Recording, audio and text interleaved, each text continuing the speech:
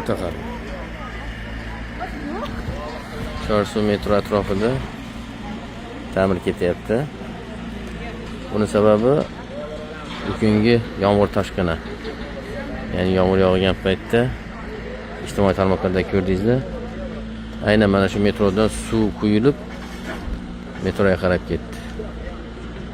Endi bu sharmandagarchilikdan keyin endi o'zlariga kelyapti-da, mana latoklarni ochib, yo'q joylarga qo'yib suv ketishini ta'minlayaptilar. Ya'ni metroga ketishini oldini olish uchun.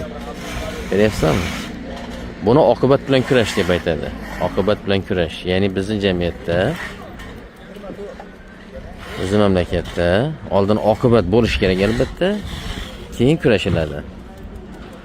Lekin falsafada sabab oqibat dedi. Ya'ni o'sha oqibatga keltiradigan sababni oldini olish kerak. Oldin muammoga duch kelib, muammoning oqibati bilan to'qnash kelgandan keyin kurashish ancha qimmatga tushadi. Sababi ko'p narsa yo'qotiladi. Vaqt o'tadi, qimmatga tushadi oqibat bilan kurash.